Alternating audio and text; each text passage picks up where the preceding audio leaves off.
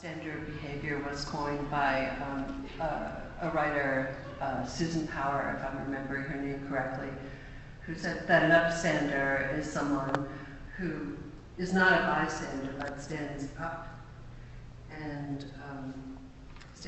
speaks out about situations of bullying and exclusion. And then finally, on the slide, the Heroes and Community Service Room, where we focus on children heroes and what they can accomplish in their community. Next slide, please. I mentioned that we use interactive kiosks, and here are some examples of those kiosks. These are stations where children in groups of about 4 or 5 at a time participate in some sort of interactive experience, such as in the upper left-hand corner there. We have a game called Name That Stereotype. And it is really a game show. And the children are the viewers, and there's a game host. And the game host challenges the children to identify the stereotypes that he is expressing. We also have an exhibit called School Bus Showdown. In this scenario, children get to enact activities that focus on one child being excluded for some reason, and why there is that motivation in some children to exclude and how to stand up to that. We also have a Peace Diner and Name Shredder area, which is designed for confronting and dealing with name calling. And finally, something that's less techy, but very interactive, the puppet theater. The children actually create their own puppets, and then they role play conflict situations to a resolution. Next slide, please. So this slide is showing you what our Kidsbridge teaching process is like today. Let's call our students Dick and Jane. The Kidsbridge experience today is a one-time 5-hour event.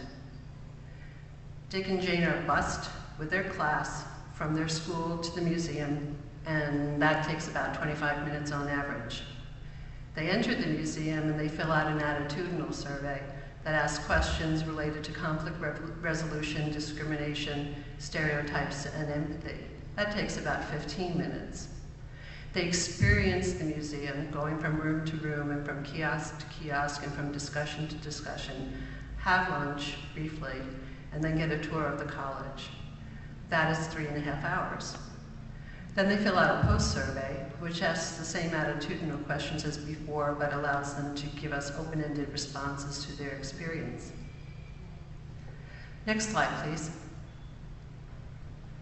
So on this slide, the current experience is listed on top. The experience that we're after is listed at the bottom there. What we're hoping to do is to extend the learning process. We'd like to build what we're calling an empathy portal in Second Life, where the teacher can bring her class before taking them to the physical museum, and then revisit as a follow-up to the museum experience. If we build this in SL, we think that it would reinforce the teaching and learning experience by extending it beyond the museum and into the schools. Next slide.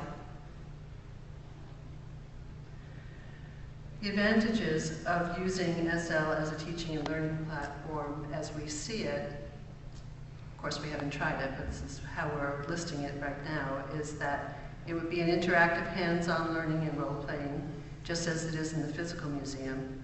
It expands our teaching and learning capabilities, both time-wise and in depth. It allows the experience to continue beyond the walls of the museum. We can use it to train teachers, docents, and mentors. We can broaden outreach efforts in schools that service urban, at-risk communities. We'd like to be able to take field trips to relevant educational Second Life sims. We would hope to garner more community and parental support. And of course, SL has a rich community of educational and nonprofit groups with which to build a constituency.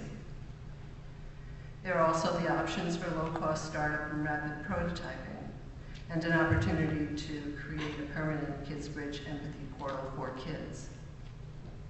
Next slide.